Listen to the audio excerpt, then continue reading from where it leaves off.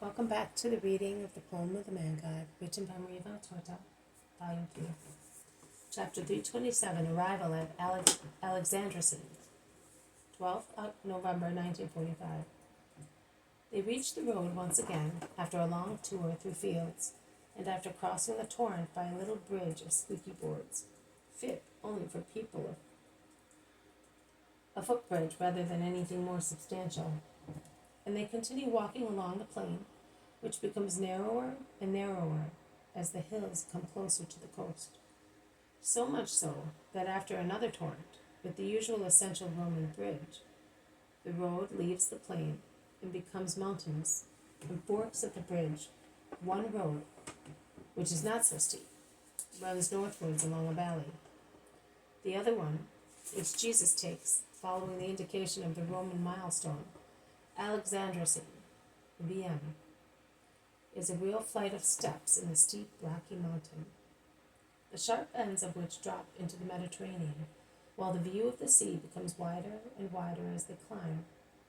Only pedestrians and little donkeys can go along that road, or flight of steps, as it should be called, but probably because it is a good short cut.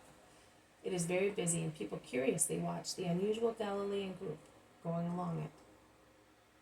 That must be the Cape of the Storm, says Matthew, pointing to the promontory jutting out into the sea. Yes, down there is the village of which the fishermen spoke to us, confirms James of Zebedee. I wonder who built this road. Who knows how long it has been here? Phoenician work, perhaps. From the top we shall see Alexandroscene beyond, which there is the White Cape. You will see a large expanse of sea, my dear John, says Jesus, laying an arm on the shoulders of the apostle. That will make me happy. But it will soon be dark. Where are we stopping? At Alexandroscene, see?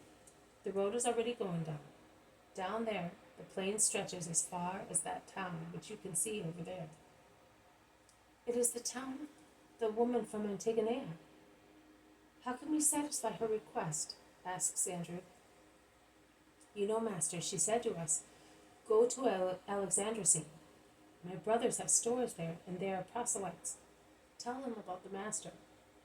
We are children of God too. And she wept, because, as she is a daughter-in-law, she is rather frowned upon. So her brothers never go to see her, and she never hears of them, explains John. We will look for her brothers. If they welcome us as pilgrims, we shall be able to satisfy her. But how can we prove that we have seen her? She works for Lazarus, and we are Lazarus' friends, says Jesus. That is true. You can speak. Yes, but quicken your pace so that we may find the house. Do you know where it is? Yes, it is near the fort. They deal very much with the Romans, to whom they sell many goods. Very well. They cover the beautiful level road quickly, a real consular road, linked with roads coming from the mainland, and it proceeds towards the mainland after the steep flight of steps across the rocky promontory near the coast. Alexandroscene is more a military than a civil town. It must be of strategic importance, but I do not know why. Enclosed between two promontories, it looks like a sentry watching that part of the sea. Now that it is possible to see both capes, many military towers are visible on them, forming a chain with those in the plain and in town, where the imposing fort dominates near the seashore. They enter the town after crossing another little torrent near the gate, and they proceed towards the severe mass of the fort, looking around inquisitively and being watched curiously. There are numerous soldiers, and they appear to be on good terms with the citizens, which makes the apostles mumble, "These Phoenicians have no sense of honor." They reach the stores of Hermione's brothers, while the last customers are coming out laden with all kinds of goods, from pieces of cloth to kitchenware, to hay, corn, oil, foodstuffs. The large entrance hall smells of leather, spices, hay, straw, raw wool, and it leads into a yard as wide as a square, with storehouses under the porches. A swarthy, bearded man goes to meet them. What do you need? Foodstuffs? Yes, and lodgings, if you do not mind giving hospitality to pilgrims. We come from far and have never been here before. Welcome us in the name of the Lord. The man looks carefully at Jesus, who has spoken on behalf of everybody. He scans his face and says, Actually, we do not give lodgings. But I like you. You are a Galilean, are you not? Better Galileans than Judeans. Too much mold in the latter. They never forgive us for not having pure blood. It would be much better if their souls were pure. Come in here. I will be back at once. I am closing up. It is already dark. It is in fact twilight, and it is even darker in the yard, overlooked by the powerful fort. They go into a room, and tired as they are, they sit down on seats scattered here and there.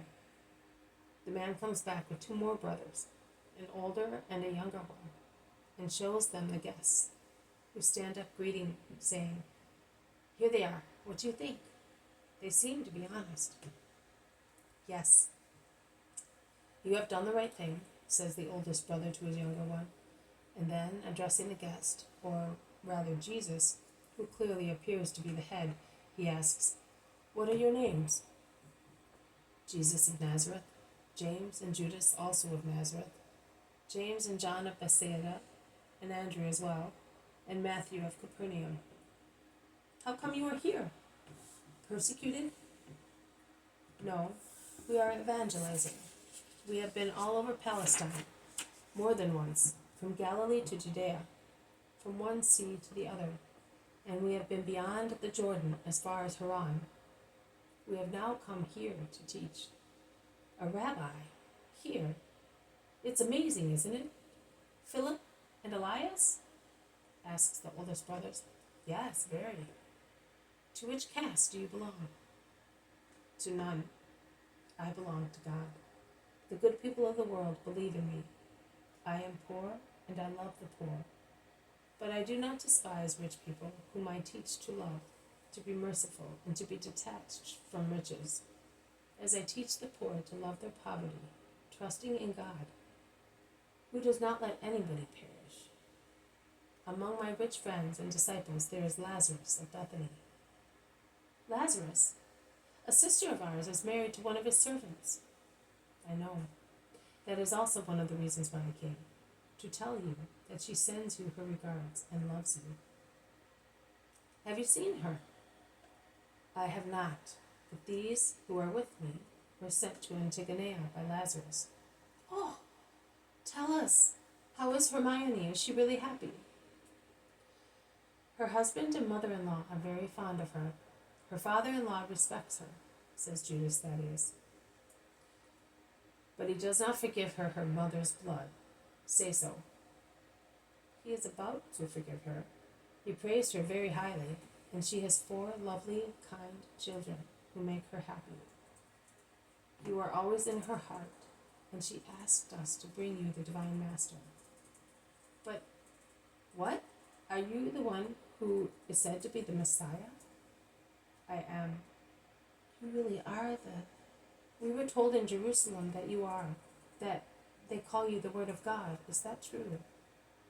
Yes, it is. But are you the Word for those over there, or for everybody? For everybody. Can you believe that I am the Word of God? It costs nothing to believe, particularly when one hopes that what one believes in can remove what makes us suffer. That is true, Elias, but do not say that. It is an impure thought, much more impure than mixed blood. Do not rejoice at the hope that what makes you suffer as a man despised by other people may vanish, but rejoice at the hope of conquering the kingdom of heaven. You are right. I am half a pagan, Lord. Do not lose heart. I love you also, and I have come for you too. They must be tired, Elias. You are keeping them here talking.